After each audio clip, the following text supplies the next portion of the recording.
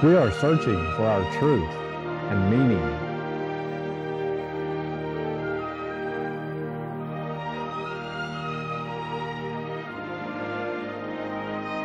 The Fayetteville Unitarian Universalist Fellowship has been a diverse community of searchers for over a half-century.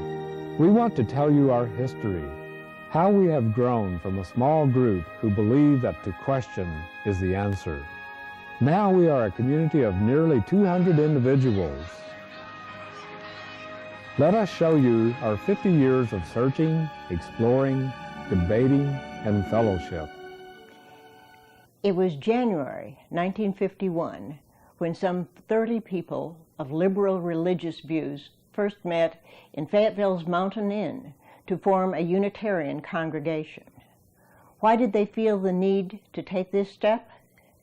Ralph and Mary Barnhart were two of the founders of the fellowship. Mary still remembers, we needed to do it for the children. Lisa was in second grade at the time. My teacher, for no apparent reason, one day decided to take a poll.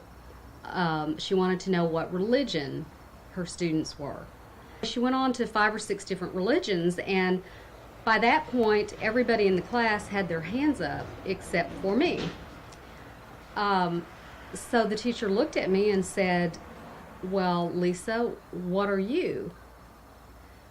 And by that time, of course, I was thinking, well, I'm nothing. I'm nothing. I can't answer this question. And so, not really knowing what else to say, I just uttered that. I said, I guess I'm nothing. And I just remember it being one of the most humiliating experiences of my life. And I made up my mind from that point on I wasn't going to be nothing from then on. Something that happened with my second son, Bob, when he was 7 years old, and was going with his sister and his brothers to the university lab school we called Peabody. One afternoon, I was waiting for Bob outside of the school, and he was a while in getting there. And by the time he came, I said, you know, honey, how was it? What held you up? And he said, something different happened today. The practice teacher who was in charge at the end of the school day decided to excuse us in alphabetical order of the names of the churches we all belonged to. And so the Baptists were excused, and I guess a Catholic kid and a Methodist and so on. And I was the last to be excused because I didn't belong to a church. After I started going to public school, occasionally they'd have these big assemblies and call in some sort of preacher to talk. I wasn't comfortable going to those, so I would go to study hall, and there were just a few other people who did that also. Yeah, it took courage to go there when you knew there weren't going to be many other kids doing that. But then when children like from the Unitarian Sunday School, like Stephen Storla, came, that made it easier. In the 60s and early 70s, the little Quaker group only involved about 5 or 6 families, and they were not terribly large families, and they had kids. But they didn't have enough kids nor enough adults to spare from meeting to conduct anything in the way of a what the Quakers called a first day school, which is like a Sunday school kind of thing. Yeah. And so we farmed them out to the Unitarians. Ian said, our son said that some of his longest standing friends now were kids that he met in those Sunday schools. For many of us, it is a long search. I was a long time.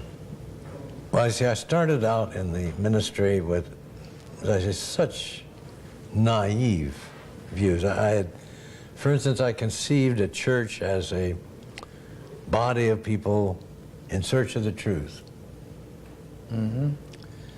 And it took me a dozen years or so to discover that the churches, most churches exist for the purpose of concealing the truth from people, or from protecting people from the truth. When we first organized, we met in the homes of our members. The home of David and Mary Margaret Durst, the home of Harold and Katie Hance, Ralph and Mary Barnhart's home, Dorothy and Gurdon Nichols' home, the home of Delbert and Sylvia Swartz, the Ed Merriweather home. Then we met for several years at the Old Student Union in the International Room on the mezzanine. The children's classes met in offices down the hall. It was a good space, but problems loomed. Ralph Barnhart was the first president of the fellowship and dean of the law school when he wrote in 1962 of the need for a place of our own. At the present time, we are witnessing greater and greater restrictions of free discussion here on the campus. The climax came with the board's regulations just the other day that banned political discussion on the campus unless strictly supervised. There has been some question raised as to whether or not the Unitarian group itself should be allowed to continue to meet on the campus. So we held our services in a dance hall on Dixon Street above the UARC Bowl. Then we went to the Methodist Student Center, and later to the Episcopal Student Center. Part of the solution to our problem came from one of our founders, Maud Blondeau Bourne. She donated several wooded lots on Cleveland Street near where she lived. She had brought the property for taxes. The group bought some adjacent property. Noted architect and member Fay Jones designed a building for the site with wood, stone, and glass. But the cost to build it was far more than we had, and there was no building fund. Another plan was designed by Warren Seagraves, the architect of the Roberta Fulbright Library. We built a place of our own and began holy services in our new building in the fall of 1964. We dedicated the Fellowship House in March 1965. We dedicate this house to all who have dreamed majestically and wrought mightily, to all who have served their vision faithfully. We dedicate this house to the ministry of all people, to the laughter and song of little children, to the search and service of youth, to the wisdom and stability of adults. Here let no one be a stranger, nor any lack of friend, but let the love of all abound in greater service to humankind. Since completion of the Fellowship House, the building has been used frequently by the Jewish community in Fayetteville for Friday services, religious holidays, and religious education. During the integration crisis in the 50s, while the world watched the turmoil in Little Rock, Unitarians in Fayetteville worked with other faith groups and organizations, such as the League of Women Voters, to handle the issue in a far different way. We had a high school next door, but we couldn't attend. And the black kids in my community had to go to Fort Smith in Hot Springs. Bobby went to Hot Springs, you know. And I think Lewis Bryant went to Oklahoma. He had some people there. But we could not go to school in our door, you know, next door. So we formed an organization on campus. It was mostly composed of professors and their wives. And we called it the Human Relations Council. This Human Relations Committee grew out of our Fellowship Social Justice Committee. We released parenthood of it and let it become a community organization, and members joined from other churches, other faith groups, individuals throughout the community, and it was quite an active organization. It helped integrate the swimming pools, the city swimming pool, restaurants and motels throughout the city, and the movies and the in Fayetteville. Since the founding of the fellowship, members have played a prominent part in civic matters. Many members have served on the city board and on the quorum court. Members and friends played active parts in juvenile justice, on legislative committees, constitutional conventions, and the Arkansas Advisory Committee to the U.S. Commission on Civil Rights. One of our founders, Sylvia Swartz, was the first woman to serve as mayor of Fayetteville. She developed leadership through the League of Women Voters. I went to a National League of Women Voters meeting, and I don't know if you knew Esther Clark. Esther Clark's husband was a physician in town, and she was very active in the League, and she was national treasurer of the League of Women Voters. And Esther and I went to a meeting in Washington, and they had 4 women from Wellesley College, I think it was, and one of these people was Hillary, who is now Hillary Clinton. And we were very impressed with these 4 girls. You know, they're something, 52% of the population of the world is female. And in the United States, we have something like 2 women who are in the United States Senate. And I forget how many, I think in the teens, that are in the House of Representatives. And to me, that is not a just representation. Our members express their beliefs about peace,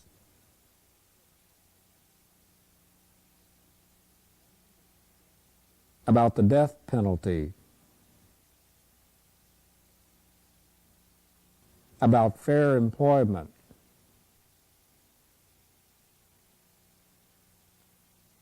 about tolerance and human dignity. But I am drawn here tonight because my own personal values, my sense of justice and fairness, my deep belief that this resolution can be a good and positive and healthy and honorable thing for this city to do. This congregation has been a consistent contributor to the Unitarian Universalist Service Committee, which works through service and advocacy programs around the world and here in this community. We have a tradition of guest speakers and member-led services, inviting discussion and thought-provoking ideas. I was confirmed, baptized and confirmed as an Episcopalian. You might say, I could feel reasonably comfortable saying an Episcopalian, Unitarian, Taoist, Buddhist, something like that. And that sounds, again, unacceptable in Western terms.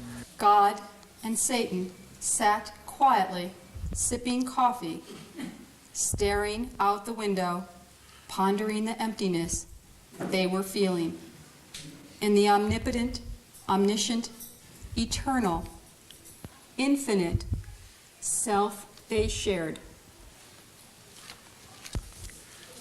David Bumbaugh always said when he concluded a sermon that the sermon in the Unitarian Universalist Church is never the last word on any subject. That it was an invitation to comment, criticism, and further discussion. And we invite you to do that now if you so choose. In 1980, we began the process to decide whether or not to call a minister. There were many discussions and differing opinions. The opposition to calling a minister was twofold. Some people were afraid that we would get too much into the business of religion and become too organized. And then there were those who didn't like what they saw as a substantial philosophical difference in the way we had done things, because we would have to ask people to pledge and to pay a certain amount in order to be members. The other opposition was just basically financial. It was my view we really couldn't afford it. As president of the fellowship, I was aware that we had just gone beyond what we could handle as lay volunteers. There was too much that needed to be done. There was too much that we just weren't able to handle.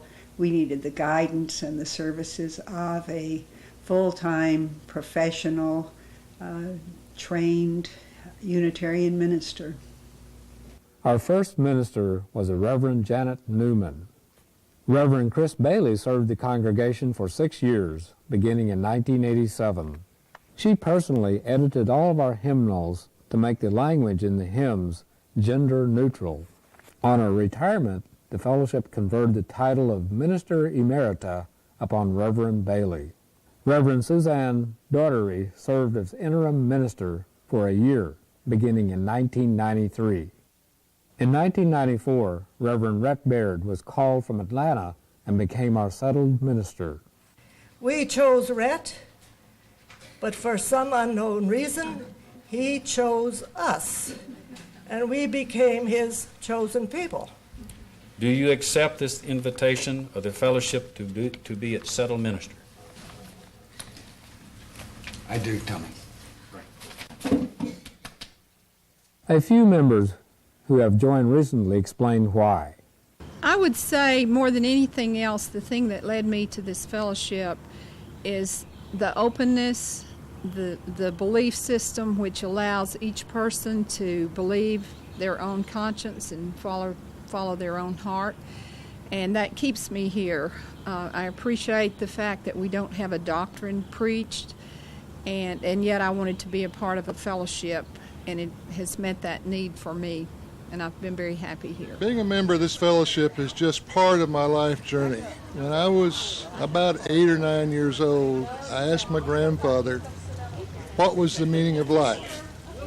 And his answer was, he didn't know, but he knew it was important to seek the answer. I'm still seeking the answer to the meaning of life, and the Unitarian Fellowship offers two things that you really need: nurturance of a spirit and an honest quest for the truth. At the time I joined this fellowship, I was studying philosophy at the University of Arkansas, and I had become irritated by the old dichotomy between dogmatic atheism and dogmatic theism. I found that the Unitarian Church offered a nice third alternative, which is that God is a mystery. Our religious education program emphasizes acceptance rather than indoctrination, encouraging children to think for themselves. I think it's good being a universal Unitarian because not a lot of people get to do it. It means to me that I don't have to believe what everybody else believes, and I can actually believe what I want. And being a Unitarian is nice because, you get to believe in all different religions, and you get to do fun activities with believing in them. Well, you can believe what you want to believe, and you get taught about things you can believe. As teenagers, we're in an environment where it's important that we feel like we fit in, and we feel often like we need to conform to society and the patterns that have been set. And as Unitarian Universalists, we are allowed to feel comfortable with who we are. We're allowed to be unique and different and tolerant of things that other people wouldn't be tolerant of. And that's very important to feel that way. The fellowship has a peace pole on its grounds. 4 different languages state its message: may peace prevail on earth. A first principle of Unitarian Universalism is the essential dignity of all people. Through this principle, peace may prevail on earth. The fellowship encourages members to form covenant groups based on their interests. The purpose of the covenant groups is to help us build a deeper and wider community. One of the reasons why people join our fellowship is to have an opportunity to visit with people of like mind. Covenant groups give us an opportunity to gather in small groups and learn about each other in a deeper sense.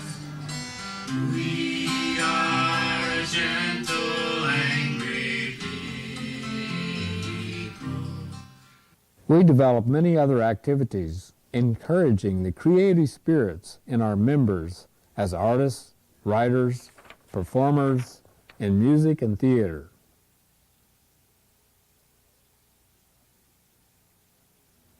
There are family events, canoe trips, and picnics, and programs celebrating nature and discoveries about human origins, purpose, and destiny. Well, here we are, sitting near our galaxy's edge.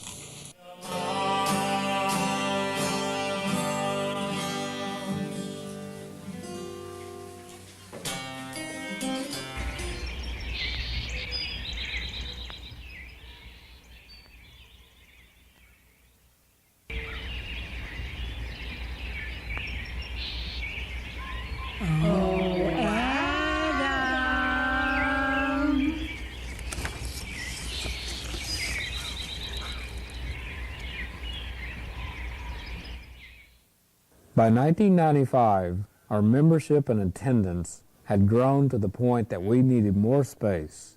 Daryl Rantis designed an expanded space which was rededicated in April 1999. Architects, committee chairs, board members, carpenters, benefactors, cheerleaders, ministers, educators, painters, and countless others joined hand to hand so that this place would be. May these rafters hear the voice of the child, as surely as that of the orator. We are each searching. Join with us and do your own search. Find your truth and meaning, and enjoy fellowship with other seekers. We meet every Sunday morning at 11 o'clock. We hope you will come to the Fayetteville Unitarian Universalist Fellowship, 901 West Cleveland. We invite you to join us there.